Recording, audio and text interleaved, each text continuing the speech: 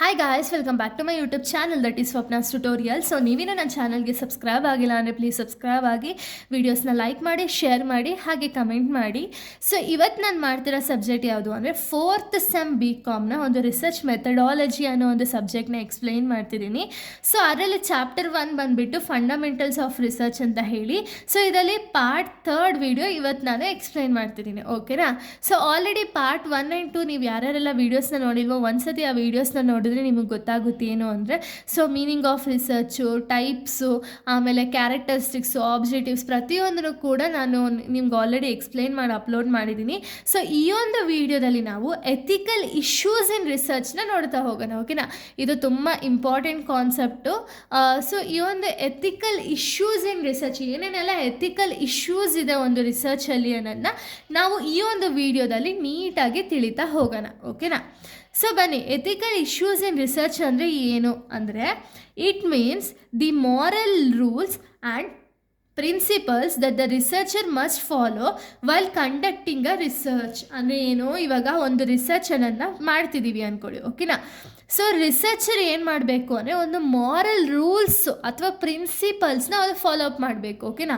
ಒಂದು ರಿಸರ್ಚ್ನ ಮಾಡಬೇಕಾದ್ರೆ ಇವಾಗ ಪರ್ಸ್ನಲ್ ಬಯಾಸಿಂದನೋ ಅಥವಾ ಲೈಕ್ ಬೇರೆಯವರ ಇನ್ಫಾರ್ಮೇಷನ್ನ ಕದಿಯೋದು, ಇದು ಯಾವುದು ಮಾಡಬಾರ್ದು, ಓಕೆನಾ. ಒಂದು ಮಾರಲ್ ಪ್ರಿನ್ಸಿಪಲ್ಸು ಮತ್ತು ರೂಲ್ಸ್ ಅನ್ನೋದನ್ನ ರಿಸರ್ಚರ್ ಯಾವಾಗಲೂ ಕೂಡ ಅವರು ರಿಸರ್ಚನ್ನು ಮಾಡಬೇಕಾದ್ರೆ ಫಾಲೋ ಅಪ್ ಮಾಡಬೇಕು, ಓಕೆನಾ. ಈ ರೀತಿ ಎಥಿಕಲ್ ಯಾವುದೆಲ್ಲ ಎಥಿಕಲ್ ಇಶ್ಯೂಸ್ ಇದೆ ಅಂತ ಹೇಳಿ ಇವಾಗ ನಾವು ತಿಳಿತಾ ಹೋಗೋಣ.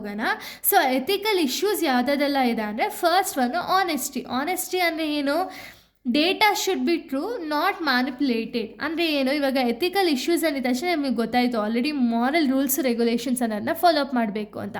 ಹಾನೆಸ್ಟಿ ಅಂದರೆ ಇವಾಗ ರಿಸರ್ಚರ್ ಏನು ಮಾಡಬೇಕು ಅಂದರೆ, ಅವ್ರು ಏನು ಡೇಟಾನ ಕಲೆಕ್ಟ್ ಮಾಡ್ತಾರೆ ನೋಡಿ, ಇವಾಗ ಸರ್ವೇಸಿಂದನೋ ಎಕ್ಸ್ಪೆರಿಮೆಂಟಿಂದನೋ ಅಥವಾ ಅಬ್ಸರ್ವೇಷನಿಂದನೋ ಏನರಿಂದನೋ ಒಂದು ಡೇಟಾನ ಕಲೆಕ್ಟ್ ಮಾಡಿದ್ರು ಅಂದರೆ ಈ ಡೇಟಾ ಬಂದುಬಿಟ್ಟು ಹಾನೆಸ್ಟಾಗಿರಬೇಕು, ಓಕೆನಾ. ಅಂದರೆ ಯಾರ್ದೋ ಒಬ್ಬರು ಮಾತಿಂದ ಅಥವಾ ಯಾರಿಗೋ ಒಬ್ರಿಗೆ ಇನ್ಫ್ಲೂಯೆನ್ಸಿಂದ ನಾವು ಆ ಡೇಟಾನ ಮ್ಯಾನಿಪುಲೇಟ್ ಮಾಡಬಾರ್ದು, ಓಕೆನಾ. ಅಂದರೆ ಚೇಂಜಸ್ ಅನ್ನೋದನ್ನ ಮಾಡಬಾರ್ದು. ಅಲ್ಲಿ ಏನು ಕಲೆಕ್ಟ್ ಮಾಡಿದಾರೋ ಟ್ರೂ ಇನ್ಫಾರ್ಮೇಷನ್ ಏನಿದೆ ನೋಡಿ ಅದೇ ಇನ್ಫಾರ್ಮೇಷನ್ನೇ ಇರಬೇಕು, ಓಕೆನಾ. ಇದೊಂದು ಎಥಿಕಲ್ ಇಶ್ಯೂ. ಅಂದರೆ ಈ ಒಂದು ಮಾರಲ್ ವ್ಯಾಲ್ಯೂನ ಅವ್ರು ಫಾಲೋ ಅಪ್ ಮಾಡಬೇಕು, ಓಕೆನಾ. ನೆಕ್ಸ್ಟು ನೋ ಫ್ಯಾಬ್ರಿಕೇಷನ್ ಅಂದರೆ ಏನು, researcher should not create a fake data. ಇಲ್ಲಾಗಲೇ ಹೇಳ್ದಂಗೆ ಅಕಸ್ಮಾತ್ ಯಾರೋ ಒಬ್ರು ಏನೋ ಹೇಳಿದ್ರು ಅಥವಾ ಯಾರೋ ಒಬ್ರು ಏನೋ ಭಯಪಡಿಸಿದ್ರು ಅನ್ನೋ ಒಂದು ರೀಸನ್ಗೆ ಒಂದು ಫೇಕ್ ಡೇಟಾ ಏನಿದೆ ನೋಡಿ ಅಲ್ಲಿ ಎಕ್ಸಿಸ್ಟಿಂಗೇ ಇರಲ್ಲ ಅಂಥ ಡೇಟಾನ ಅಥವಾ ಫೇಕ್ ಡೇಟಾನ ಅವ್ರು ಯಾವತ್ತೂ ಕೂಡ ಕಲೆಕ್ಟ್ ಮಾಡಬಾರ್ದು, ಓಕೆನಾ. ಅದು ನಾನ್ ಫ್ಯಾಬ್ರಿಕೇಷನ್ಸ್ ಅಂದರೆ.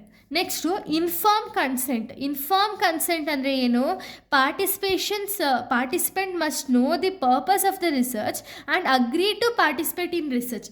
ಅಂದರೆ ಇವಾಗ ಯಾರಿಗೋ ಒಬ್ರಿಗೆ ರಿಸರ್ಚ್ ಮಾಡಬೇಕು ಅಂತ ಸುಮ್ಮನೆ ಹೇಳಿರ್ತೀವಿ, ಬಟ್ ಏನು ಇನ್ಫಾರ್ಮೇಷನು ಏನರ ಮೇಲೆ ರಿಸರ್ಚ್ ಮಾಡಬೇಕು, ಏನೋ ಹೇಳ್ದಂಗೆ ಅವ್ರಿಗೆ ಜಸ್ಟ್ ಏನೋ ಹೇಳ್ಬಿಟ್ಟು ಕಳ್ಸೋದಲ್ಲ, ಅವ್ರು ಪ್ರಾಪರಾಗಿ ಇನ್ಫಾರ್ಮ್ ಮಾಡಬೇಕಾಗುತ್ತೆ. ಹಾಗೆ ಯಾರು ರಿಸರ್ಚರ್ ಇರ್ತಾರೆ ನೋಡಿ ಅವರು ಅಗ್ರಿ ಮಾಡಬೇಕು, ಓಕೆ ನಾನು ಇದ್ರ ಬಗ್ಗೆ ನಾನು ರಿಸರ್ಚ್ ಮಾಡೋದಕ್ಕೆ ರೆಡಿ ಇದ್ದೀನಿ ಅಂತ ಹೇಳಿ ಅವ್ರು ಅಗ್ರಿ ಮಾಡಿದ್ಮೇಲೆ ಮಾತ್ರ ಒಂದು ರಿಸರ್ಚ್ ಅನ್ನೋದನ್ನ ಮಾಡಬೇಕು, ಓಕೆನಾ. ನೆಕ್ಸ್ಟು ಕಾನ್ಫಿಡೆನ್ಷಿಯಾಲಿಟಿ ಅಂದರೆ ಏನು, personal information of the participate must be kept secret. ಅಂದರೆ ಏನು, ಇವಾಗ ರಿಸರ್ಚರ್ದು ಅಥವಾ ಯಾರಿಂದನೋ ಒಂದು ಇನ್ಫಾರ್ಮೇಷನ್ನ ಕಲೆಕ್ಟ್ ಮಾಡ್ತಿದ್ದೀವಿ ಅಂದರೆ ಅವರ ಒಂದು ಪರ್ಸ್ನಲ್ ಇನ್ಫಾರ್ಮೇಷನ್ ಏನಿದೆಯಲ್ಲ ಅದನ್ನು ಯಾವತ್ತೂ ಕೂಡ ಅದನ್ನು ಲೀಕ್ ಮಾಡಬಾರ್ದು, ಓಕೆನಾ. ಆ ಇನ್ಫಾರ್ಮೇಷನ್ ಎಲ್ಲನೂ ಕೂಡ ಸೀಕ್ರೆಟಾಗಿ ಇಡಬೇಕು. ಅದು ಒಂದು ರಿಸರ್ಚರ್ ಮಾಡಬೇಕಾಗಿರೋ ಒಂದು ಎಥಿಕ್ಸ್. ಆ ಒಂದು ಎಥಿಕ್ಸ್ನ ರಿಸರ್ಚರ್ ಯಾವಾಗಲೂ ಕೂಡ ಫಾಲೋ ಅಪ್ ಮಾಡಲೇಬೇಕು, ಓಕೆನಾ.